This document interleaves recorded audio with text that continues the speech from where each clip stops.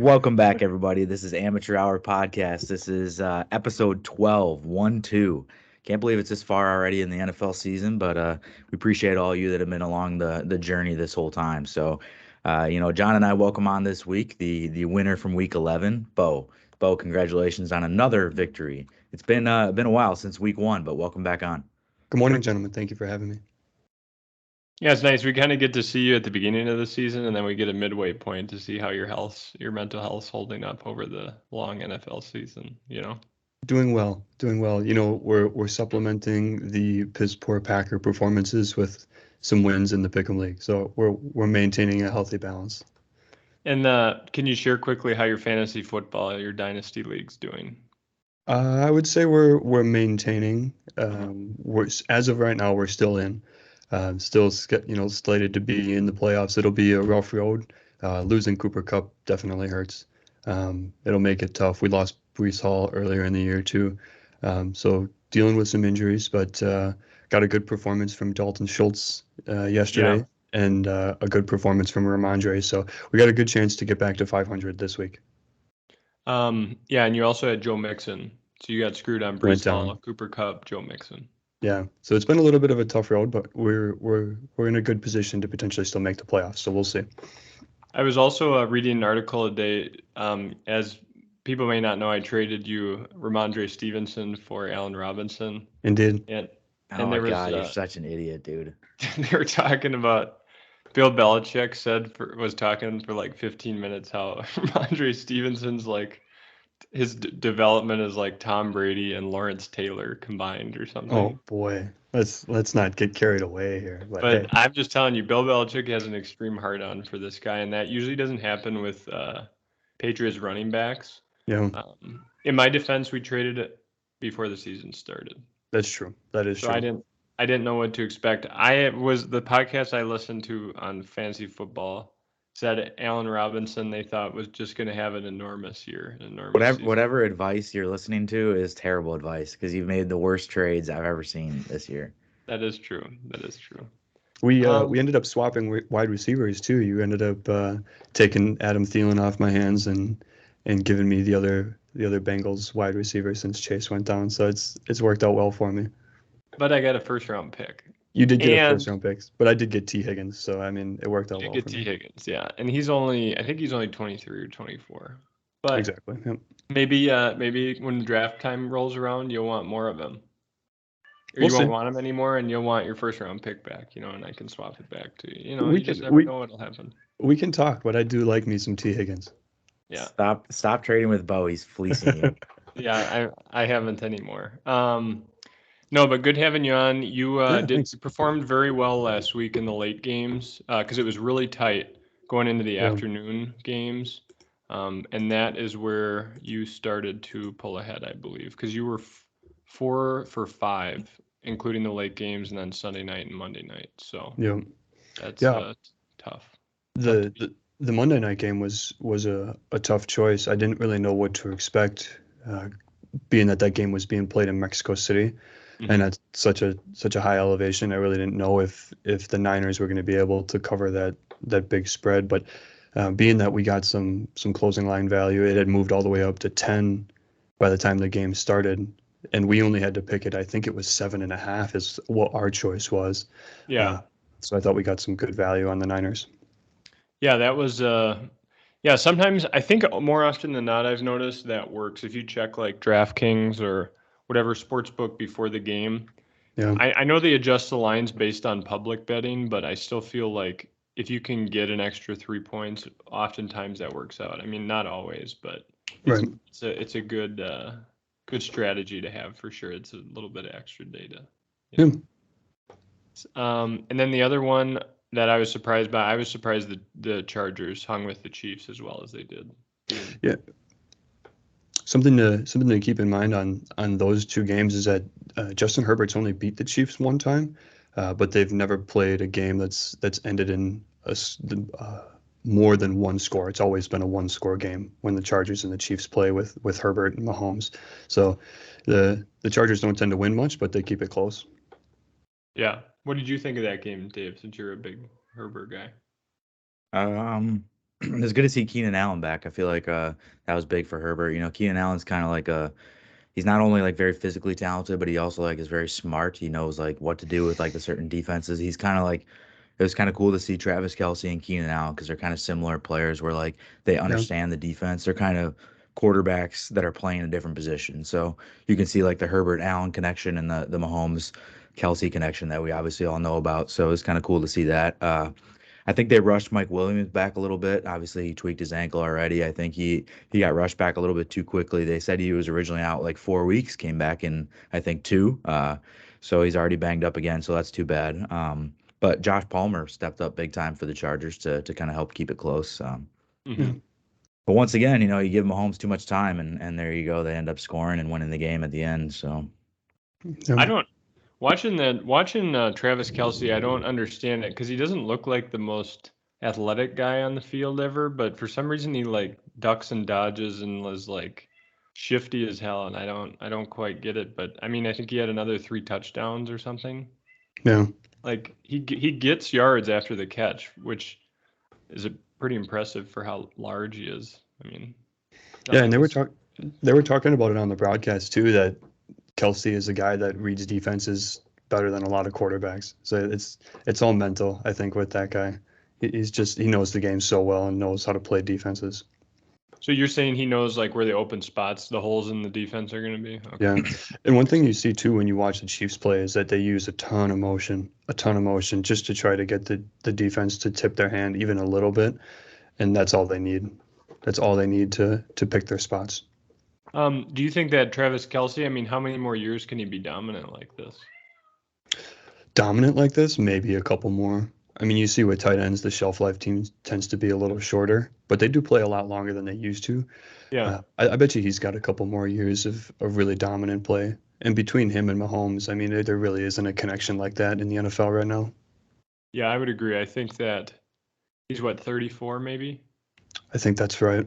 Yeah. I mean, he still looks like the best tight end in football. I don't think he's just going to drop off a cliff all of a sudden, unless it's like a gruesome injury or something. Right. Yeah, I'm with you. Do you guys have a relationship report? I didn't get one. I do. Give me a second here. I can bring it up. I didn't go to Thanksgiving though, so I wouldn't have done well. So this is good. Might not have fared very well. Yeah. I've got an 8.5 for helping around the house and being supportive during the stress of the holidays. So nice. I think that's a pretty good review. I think I did well. I like the 0.5 too. I like the 8.5 as opposed to an 8 or a 9. I like that score. Yeah.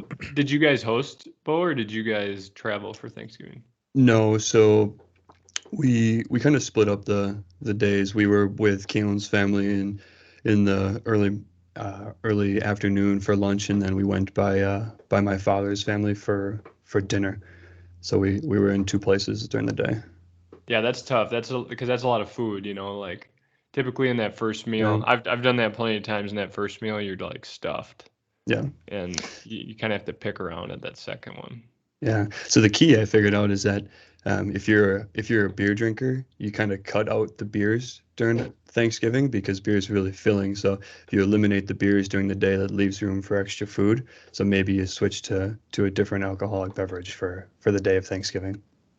I was going with seltzers on Thanksgiving Day. There you go. I think I can drink more volume and not get as full as when I'm drinking beers. So that's what I went with that day.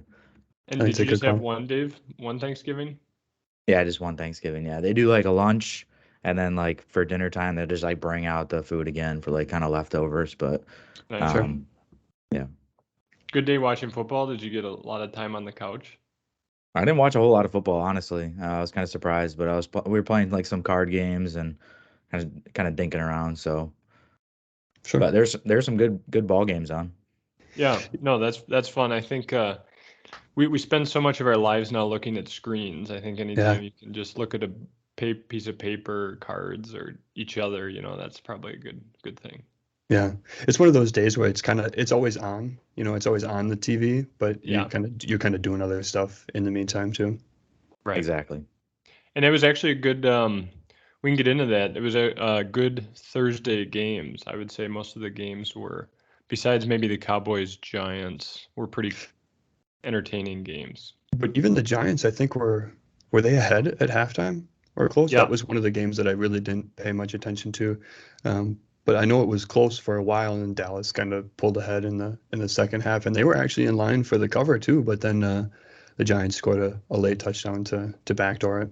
Yeah, that was a dirty ass cover. I would have been pissed if I had actual money on the Cowboys Yeah. because that was complete garbage time touchdown. Mm-hmm. That's what you get out of Danny Dimes, though. Daniel Jones, he's looking. Hey, out of the two New York quarterbacks, I'd rather have him than the MILF Hunter. I think at this point, I think that guy's going to be a bust, personally. But you think he's done, John? You think Wilson I don't think is he's done. I'm sure he'll get other opportunities just because he was such a high draft pick, and the scouts. It seems like in the NFL, once a guy is drafted really high like that, they get multiple opportunities. Yep. A guy like Gardner Minshew, he won't really get that many opportunities because he was taken late. Yeah, I'll just bounce around. Yeah, but I think that Wilson will get. If it doesn't work out with the Jets, I'm sure at least one other team will give him the opportunity to start. Yeah. It's like Baker, I don't think he's really been that overly impressive, but he still got another chance at Carolina. Right. I was really shocked with the Jets. They had Sam Darnold for all those years and weren't impressed, obviously, so they made the move to go with a different quarterback and drafted a guy that's almost exactly like Sam Darnold. Yeah, I don't know about that. But they really have not had any luck, at least since I've been alive, with quarterbacks at the Jets. No. I mean, they had Mr. Butt Fumble for a while, who was decent until the butt fumble, and then he wasn't. It broke his psyche. I think it did. Just Gave him the yips. Yeah. And then they had the one year they made the playoffs, they had that guy with the beard. Fitzpatrick. Fitzmagic, yeah. Fitzmagic, yes. Yeah, so we should all be thankful we're not Jets fans, but they still have a winning record, so I guess I can't bash on them too much.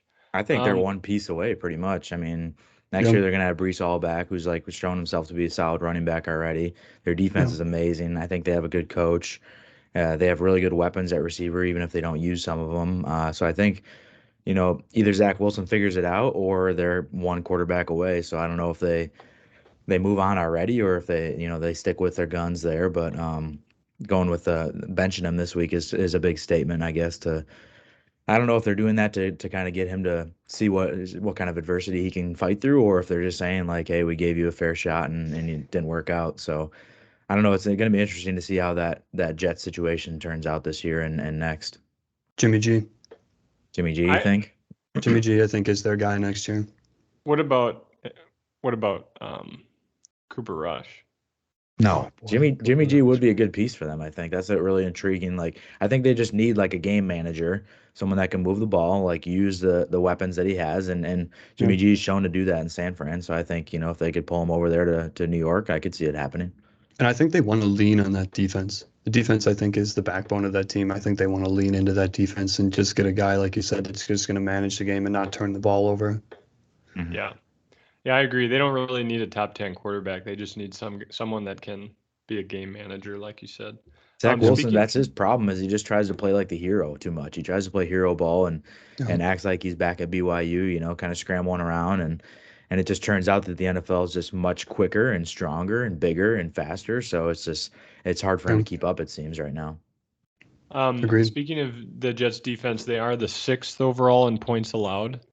But it's interesting, the Denver Broncos in points allowed are the best defense in the NFL. And that's such a shame.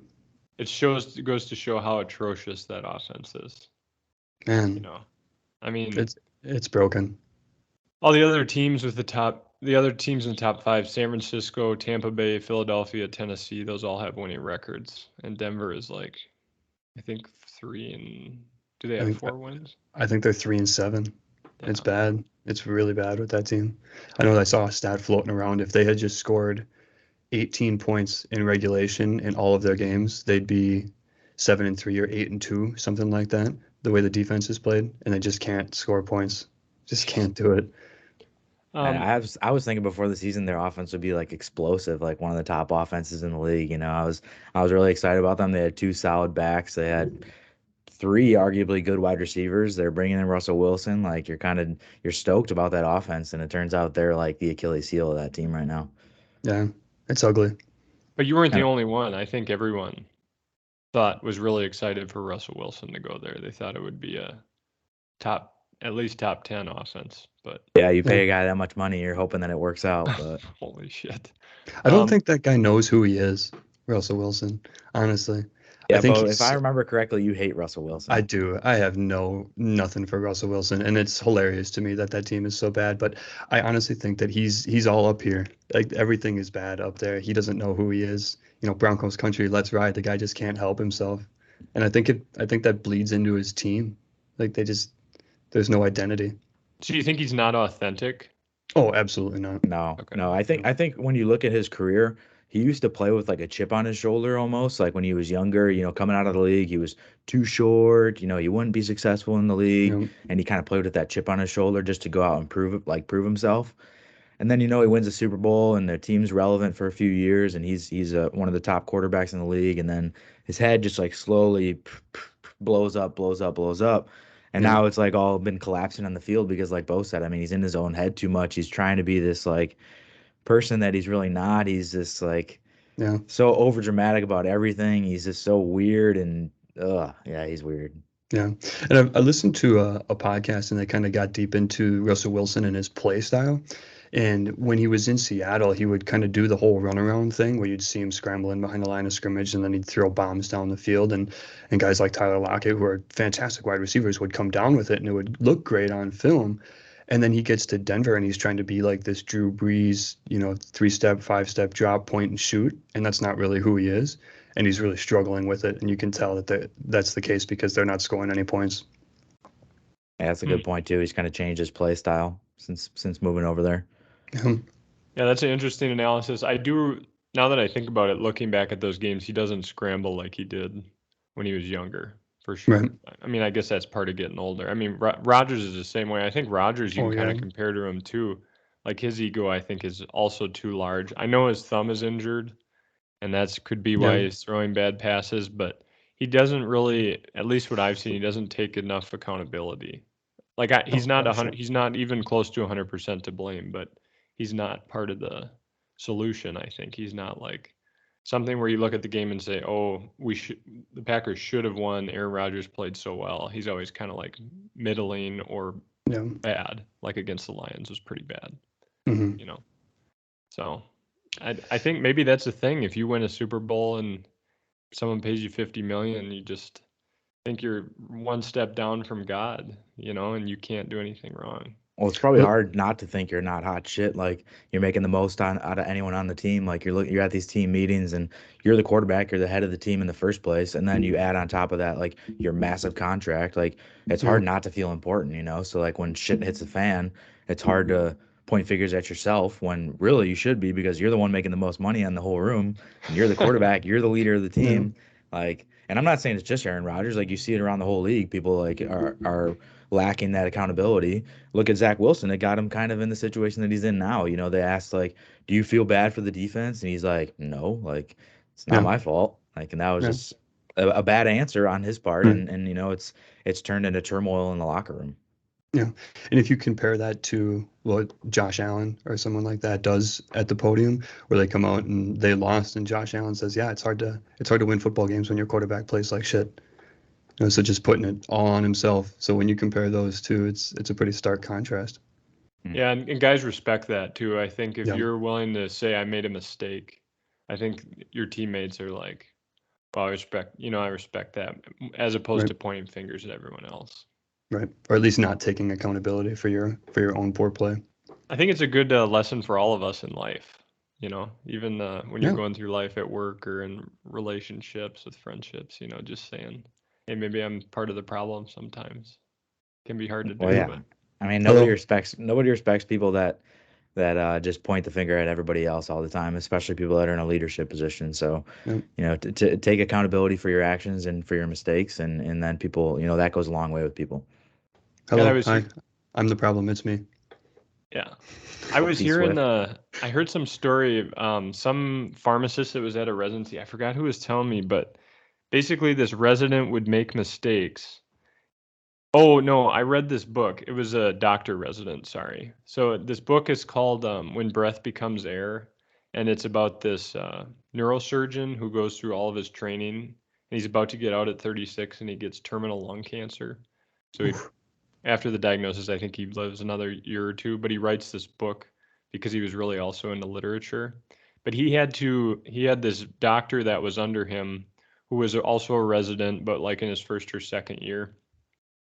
So, the guy was probably 30, 31 years old, done all this training, but he never took responsibility for a mistake he made. And the Stanford Medical Hospital or wherever they were training had to axe him because he would never, ever once admit, hey, I made a mistake. It was always like, oh, the nurse did this or the patient said this. He was never part of the problem. And that doesn't work. It doesn't work. Yeah. It never will. Yeah. It goes beyond the football field, ladies and gentlemen. It's a life lesson for us all. What was your guys? Oh, Dave, can we get into the how the lock of the weeks turned out from week 11? Yeah, we hinted at my lock of the week. The Broncos. That was a terrible decision on my part. I had them -2.5 versus the Raiders. I thought the Raiders sucked, but the Broncos suck even worse. So that was a loss on my part. John had the Browns +9.5 versus the Bills, which is a bullshit cover. That was a backdoor cover. 20 seconds or something. That just really pissed me off. That's an effing lock, Dave. That's a win for John. And then our guest had the Vikings -0.5 against the Cowboys, that went horrifically wrong for Mike Harvey. So that changes the records for the year. David 7-4, John 6-5, guest 2-7. Not good. Guest. You got a high bar to pass today, Bo, when you get your lock. Okay. And when I was on first, my lock did not hit either, so I'm part of the problem here. What about the big baller of the week results? Big baller of the week, I had Cordero Patterson. I've really gone back and forth on this one. I don't know if he was necessarily a big baller, but he did have a kick return touchdown, which was pretty awesome. So I think that automatically vaults him into big baller of the week, even if your league doesn't give points for kick returns. So shout out Cordero Patterson for setting the NFL record for kick returns. You had Allen Robinson. I don't think he did anything. I'm not really sure though. He had 14 points. He did have a touchdown, but oh, nice. Okay, I'd say that's big baller material right there. And then the guest Mike Harvey had Donovan Peoples-Jones, who had that late touchdown at the end of the game to also squeeze out the cover. So that's a big baller week out of him too. So I would say across the board, 3 big ballers, which is a pretty rare occurrence. Yeah, Robinson was the 18th best receiver, and Donovan Peoples-Jones was the 14th. 2 top 20s. That's not bad. Yep. Solid. Yeah, it's not bad.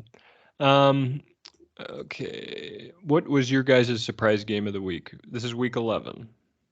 I want to touch on that Vikings Cowboys game. I thought it was a little fishy that the Cowboys were road favorites up in Minnesota, but I had no idea that it was going to get that ugly so quickly. Man, that Cowboys really defense, ugly. The Cowboys defensive line absolutely feasted on that in the backfield. So it was shocking that that game was on CBS or Fox, whichever one it was. They cut it. They cut the game in the third quarter because it was so ugly, and went to the Steelers-Bengals game. So that was a surprise to me.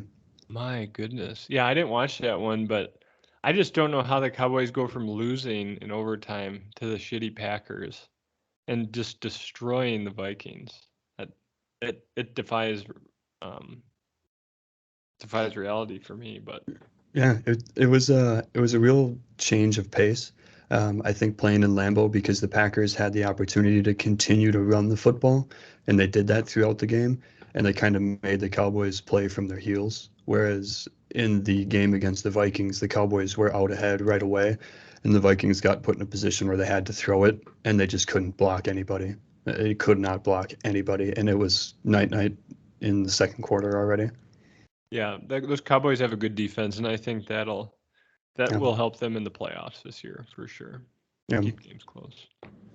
So Kirk Cousins did not come through in that one, but he came through over Thanksgiving. So over Thanksgiving he did. Yeah. For the family, nice bounce back for Kirk. Dave, what do you got? What's your surprise game? I think now looking at it now that it's after the Thanksgiving performance from the Lions, it's not as big of a surprise, but I think at this moment last week I was thinking that Giants Lions game was pretty surprising. The Giants throughout the whole year have looked decently good, and the Lions have looked like the Lions kind of, but they've been slowly, scrapping their way back, and they had a 3-game win streak there. So they were looking a lot better than I expected, and the Giants are starting to decline, I think. So I was pretty surprised by that game. I thought the Giants would win. Um, they lost outright, and I thought they would cover the spread too. So that obviously didn't happen.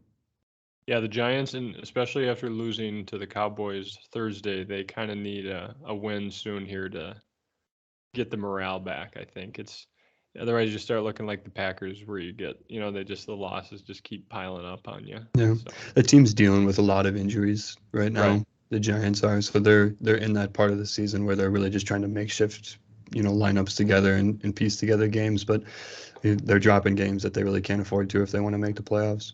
Who is their leading receiver? Like, who's their guy? Do they have one? Probably Slayton now, I would say. It might be, yeah. I don't know. Reggie James, he looks like he's kind of stepping up, but yeah, they do not have many receivers. And Odell Beckham's been flirting with the idea of going back there, but I can't see that happening. That would be a big piece for them, but I don't really see it happening either, especially after their late skid recently. Yeah. Where do you think he's going to end up? Dallas. Dave? Yeah, probably Dallas, unfortunately. I think he ends up there. He wants to go on a winning team, right? He wants to. Yeah, he just wants to get another ring. I mean, when is he even going to be physically able to come back and play? Do we know? From what I understand, he's starting to take meetings with teams, so I would guess that he's getting close. Was it an ACL in the Super Bowl? Is that what it was? Okay. Yeah, it was a full ACL tear. Shit. And he's not young. He's not a spring chicken, is he? I think he's close to 30. Yeah. He's been around for a while. He's younger than I thought, man. But because I think he spent 6 or 7 years in New York before they finally moved on from him. And then he was shit at the Browns, remember? Yeah, I think he was only there for a year though, right? Yeah. Year plus a little bit. Yeah. You're right. He just turned 30 November 5th. Okay, yeah. But I mean, I feel like receivers, they have a little bit longer shelf life than running backs. I think you can be a dominant receiver until you're like 32, maybe 33. Yeah. But I mean, if you look at the way the NFL game has moved, the running back is really the only guy that you can still hit. You can't really hit wide receivers like you used to be able to. You can't touch quarterbacks, especially if your name is Tom Brady. So, I mean, running backs are the only guys that you can really smack around out there. Yeah, and so if you have kids, don't let them be running backs. Yeah, you got to play wide receiver. Yeah, or even the kicker. Long. Yeah, kicker is the way to go. Long shelf life on those guys. I would say it looked like the Colts were going to pull it out against the Eagles, and then Jalen Hurts ran it in for a touchdown. So that was my surprise game of the week. I just didn't think I could have seen a scenario where maybe the Colts were always playing from a touchdown behind and keeping up with them, but not where they were leading almost the entire game, and then the Eagles kind of squeak it out at the end. If you're an Eagles fan, that's a big one because you just like to see those clutch moments, when you're down and all the chips are on the table and your offense is able to pull it out. I think that's good. I'm sure Will Cleveland's happy about that and the rest of Philadelphia. So you could argue that they got aided big time by one pass interference penalty. I don't know if you caught the end of that game, but I did not. They were down with a chance to go down and score a touchdown, which they did, but they got aided in the middle there on a long third down by there was like a 50-yard defensive pass interference to kind of save their drive, and then they obviously punched it in at the end. But yeah, the Eagles got a good break at the end of that game. Was the call legit? Oh yeah, it absolutely was. Oh, it was legit. Sure was. It wasn't like a bullshit. It was. Okay. No, it was the right call, but and they didn't. I think that was the only pass play that they actually called on that drive. Everything else was Jalen Hurts runs and designed running back runs, which gives me a little hope in this Packer game on Sunday night because the Eagles they haven't looked good the last couple of weeks. They lost to Washington and then probably should have lost that Colts game, but they really haven't looked good. So it gives me a little bit of hope for the Packers, but I think that line is still 7.5. So Vegas doesn't believe in the Packers at all. No, I mean, you can't blame them. Where's that at? It's in Philadelphia. I'll be honest, I was surprised that they were favored. I know it's at Lambeau, but the fact that they were favored against the Titans last week, I didn't like it at all.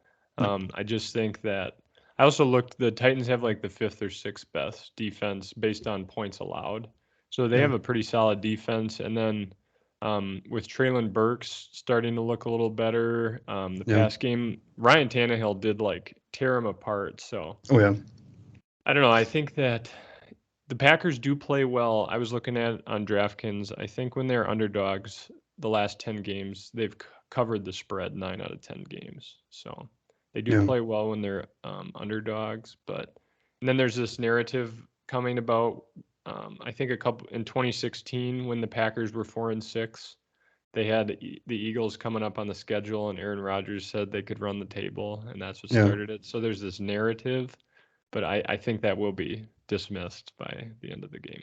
I think if you're banking on that happening again, you're a little foolish. Right. I could see a backdoor cover or something, or like losing by 6, but I don't. Yeah. That's a good ass team, man.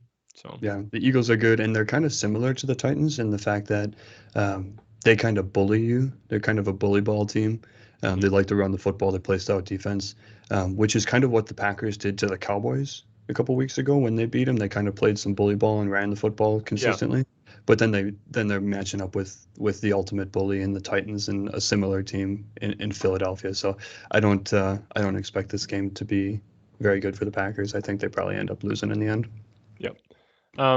Fantasy top scorers of week 11, Tony Pollard had 31 points, Travis Kelce 30, Joe Burrow, Patrick Mahomes, Daniel Jones, all with about 28 points. So I know nobody likes to talk about other people's fantasy teams, but I had this really big matchup last week. I just had to share it. Yeah, share it, Dave. Share it. So going into going into Sunday night games, right? So there's 2 games left: Sunday Night Football and Monday Night Football. I'm down by over 80 points, and I had McCaffrey, Debo, Travis Kelce, and well, you might have got 80 out of those 3. Herbert. Oh, and Herbert. They pulled through for me, and I took the W. So shout out those guys. Damn. Yeah, that's a big performance from those 4. Which league was that in, Dave? The one with my high school buddies from back home. And that's the most important. It jolted me into second place, so that's good. Is that your most important league, or the? It is my most important league. Yes, that was a big win, big for morale. Okay. Well, we're happy for you. Thank you. Do you want to give us a little take on the Bears game from week 11? Yeah, I don't know if I want to talk too much about the Bears game, but Bears, I was really thinking that they could cover the spread and maybe win outright against the Falcons on the road. They're both 2 frisky teams. I wouldn't say either team is good. It was a fun game for me to watch because, a lot of times you're like watching the game and you only really want to watch, like for you guys, maybe the Packers when they're on offense or whatever. But I was excited to watch both Mariota and the Falcons offense and then Fields and the Bears offense. So it's kind of like one of those games where I couldn't take my eyes off of it. Still kind of an exciting game, but the Bears, their defense is abysmal. They can't stop anybody, including the Falcons. So I think that's the number one need over the offseason is defense, and then offensive line and some weapons for Fields. But we're moving forward. The draft pick just only gets better and better at this point. But they got to start winning some games for team morale, I think. What's a Fields injury update?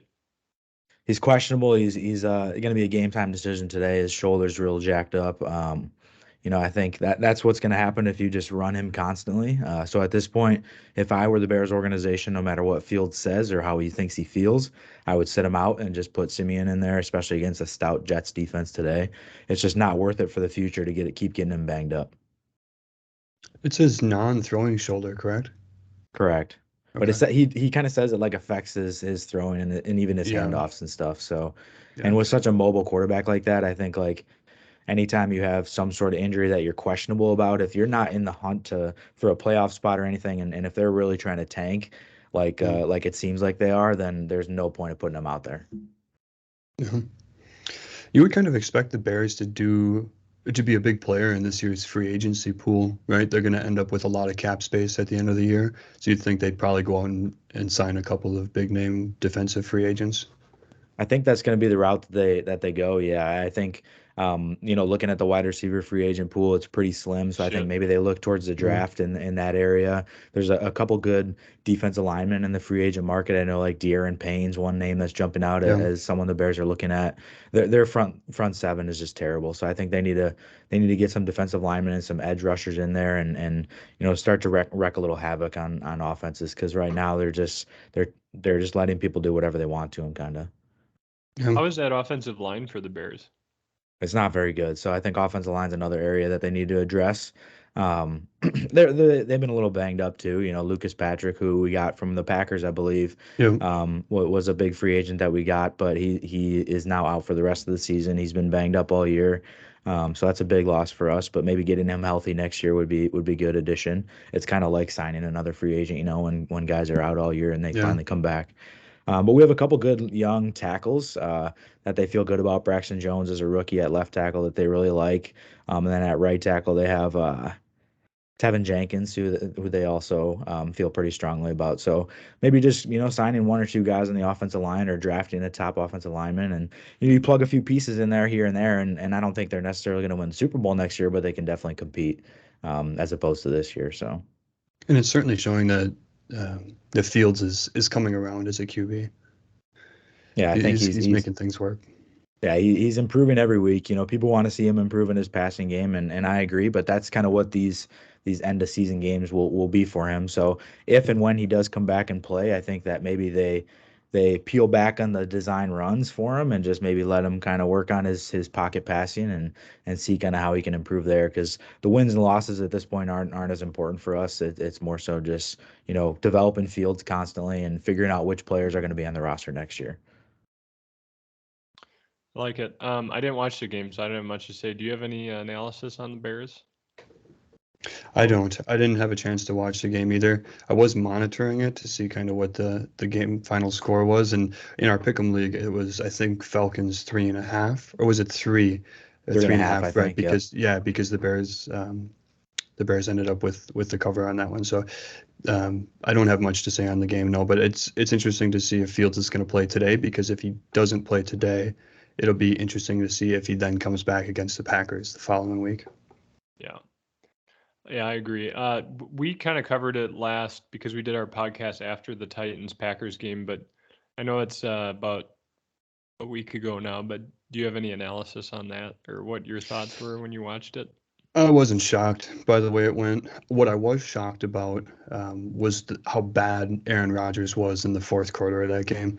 And it might be the thumb, because I think it came out now that it was actually broken, or that he did have some kind of fracture in there, but has just been trying to play through it. I don't know how much to put into that. I don't know if it's an excuse or not. But what I do know is that he was awful in the fourth quarter of that game, and it really hampered the Packers. And they had chances to get back into it. The defense got the stops that they needed, and they got the offense the ball, and they had chances to score points, but just couldn't do it. So I wasn't surprised by the way it went. You mentioned it earlier that the Packers were, I think it opened at 3.5. The Packers were favored in that game. I thought that was absolute blasphemy. I didn't think there was any way that they would cover that. So it's going to be an interesting thing to see if Aaron Rodgers can rebound and play well against the Eagles tonight, but we'll see what happens. I don't have a lot of hope. Yeah. You could see on TV, actually, a lot of times you can't tell. You don't really know if you're just watching on TV if the receivers are getting open. But there were definitely like wide open passes that normally he just missed. Just over the top or behind them. I mean, it was it wasn't impressive. But I don't know, did he come out and say, "Hey, that was my bad"? I didn't really hear if he said any. No, Aaron Rodgers doesn't do that. I listened to a little bit of the press conference after the game, and a reporter asked Aaron Rodgers, "So where do you guys go from here?" And Rodgers' response was, "Well, home." Yeah. So, Is there like getting to be this sour feeling between the fans and Aaron Rodgers? I'm kind of sensing that, because I think they were booing at the end of that game. There was a lot of booing, and I was shocked by how much booing there was, because it's not something that we're used to hearing at Lambeau Field, because the Packers have been so good for so long. So at least in my lifetime, I don't remember a whole lot of booing going on, and I can see David's got this big old smirk on his face because he just loves it. But it's something that we're not accustomed to out of Lambeau Field. You don't usually hear much booing out of the fans, but I don't know. I think over the last couple of years, Rodgers has kind of had this, woe is me, my team stinks, but I'm really good attitude, which really hasn't been the case. There's a little bit more of that this year, I guess you could say, because the offense has been so stagnant and they're dealing with a lot of young wide receivers. But that doesn't help the connection between you and the fan base when you're complaining and you're asking to be traded and you don't want to play for the team anymore. What are fans supposed to do? You know what I mean? So do you expect them to still have that kind of respect for you, or do you expect them to kind of turn away from you and want to see what's next? Because when you play like that and you're missing wide open guys, the team, or not necessarily the team, but the fans are going to start to turn on you. Yeah. I do agree with him in that regard. I really don't think the front office management of the Packers they're not atrocious by any means, but they literally got lucky drafting Aaron Rodgers. And at least not this year, but years prior, they don't really do much in the free agency market. I know they drafted Devontae Adams, and did they draft Jordy Nelson? Yep. Okay, that was pretty good, but I just think that the defense is never superb. It's always like in the middling ground. I don't think the front office necessarily does a good job of. I'd like to see them do better in the free agency market, I guess, is what I'm trying to say. Yeah, it's just not something that the Packers organization does. They're not a big swing organization. They're like your 401k. You just kind of you put it you put stuff in it, you let it build, and they do that with the draft. I read an article by a guy named Benjamin Solak. He works for The Ringer, and it was a really intuitive article, and he talked about how on the Packers defense, the players are there, but the scheme is poor, and it puts them in bad positions, and they end up playing poorly because they're in bad positions. But on the offensive side, the scheme is right, the scheme is there, and it's correct, but they don't have the horses to pull it off. So there's kind of this limbo that the team is in, and I think that's one of the reasons that Joe Barry is not with the team next year, and they end up with a different defensive coordinator. Yeah, dude, I was during the Titans game. The first week you came on and we talked about. Remember when Justin Jefferson tore through the Packers in that opening game? They were doing the same bullshit, that same soft zone coverage. And that's so frustrating to watch because you have freaking Ryan Tannehill tearing apart and that's what everyone says. Oh, the defense is built to protect against, big pass plays or teams being successful against the pass because we have all these superb safeties and cornerbacks. But then they do this bullshit weak ass bubble. I don't know what you want to call it, but they're like giving the guy like 7 or 8 yards off the line. It's crazy. It's technically called a match zone, which is a zone defense with man principles, but it's complicated. A lot of teams in the NFL don't really run it. They run more of a base zone, or they run straight man-to-man coverage. And that's what I wish the Packers would do, is play more straight man-to-man coverage, because especially against a team like Tennessee that doesn't have a great wide receiving core, you would expect guys like Jair Alexander and Rasul Douglas to win defensively and make it hard for the quarterback and the wide receivers. But they just don't do that. They just don't do it. And it's so frustrating to see the defense get gashed over and over again.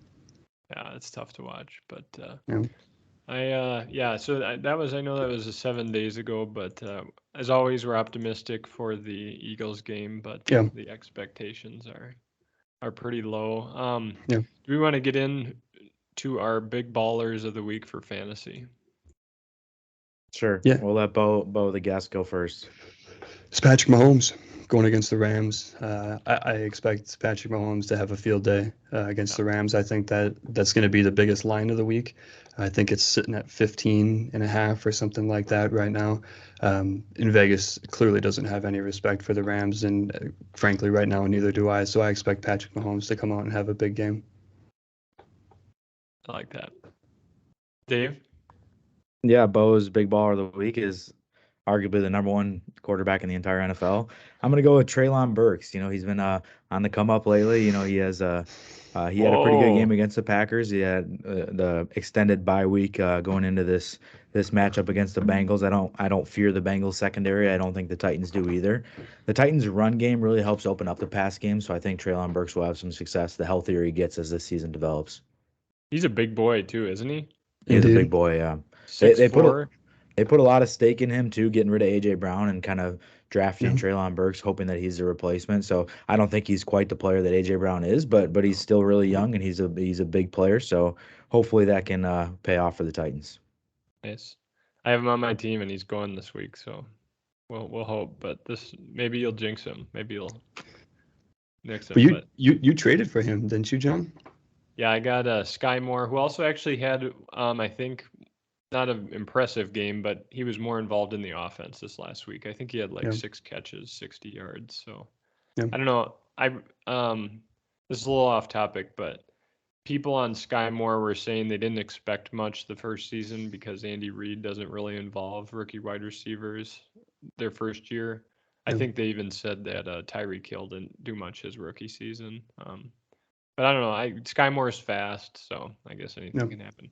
I feel like my belief in drafting rookies for these dynasty football leagues, it's just like playing roulette, and you Yeah. just hope if you have enough, one of them is going to be awesome. Like that's Yeah. kind of the hope. I'm actually going to go with the Chiefs. I was going to say Samaj Perine taking over for Joe Mixon. That was not even close to the correct pronunciation. What is it? Samaje P. Ryan. Yeah. Oh. Good So try, though, Jonathan. is Samaj Perine your final answer? No, it's not. I'll probably have this one up, but Bo said Patrick Mahomes, and that made me think of him as I'm going to go Isaiah Pacheco. So I think the Chiefs will be up, and they don't want to wear Patrick Mahomes out. They want to save him for the rest of the season.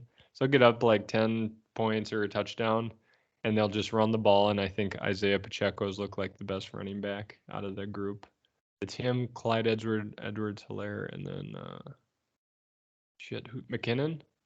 Jerick McKinnon, I think, Yeah. is there, but he doesn't get many touches with them anymore. So I think Pacheco slowly increased his volume on that offense, so I think that's a good pick. Yeah. So and especially with this matchup, I think they'll be willing to try a lot of different run schemes for him. So that would be mine. Also Sweet. a rookie. All right, what about locks of the week? Who does everybody feel good about this week? I like the Chargers going to Arizona to play the Cardinals. I think that Cardinals team is really tailing. I think they're on the way down, and I don't see them recovering. So I like the Chargers going into Arizona. I think the line is 3. I think they cover that easily.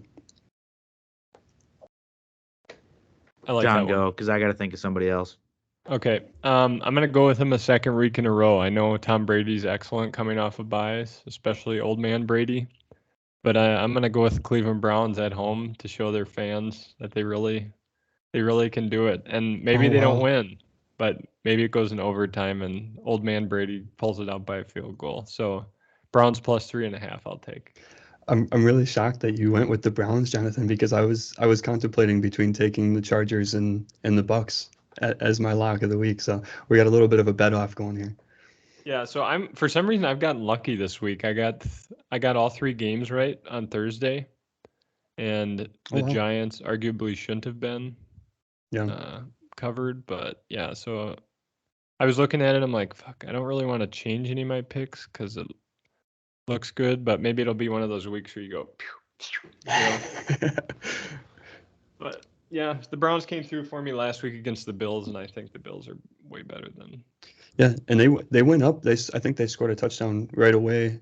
The Browns did, and then just fell apart defensively. The run game's good, so if they can keep it close, like it's just when they get down, I don't really have any faith in them. But they have a decent enough run game where if they can just play their offense and just let Nick Chubb run through the defense, They're getting dangerously close to getting Watson back. I think he comes back not this week, but I think next week he's eligible to come back. Or is Are they in contention? A couple weeks in. I think you're right, Bo. He comes back next week against the Texans. Okay, so that is right. Yeah. I don't know what it looks like. I think that AFC North is still pretty close. I don't know if the Browns are close to potentially having a chance to win it though yet. I think the Ravens are in first place, but they're not blowing anybody out of the water by any means. So, and Lamar Yeah. Jackson's banged up, so I think it's anybody's division up for grabs. Yeah. Browns are 3-7, so they're going to need a lot from Deshaun. But it's funny how that works out. That Watson's first game back is going to be against the Texans, so we'll see. It's going to get a lot of viewership, I think, and I think Watson's going to be back with a vengeance. So we'll see. You're telling me the NFL didn't do that on purpose? Yeah, I definitely think they did that on purpose. That's not a coincidence. All right, I guess my lock of the week, I'm going to go with the 49ers -4.5 at home against the Saints.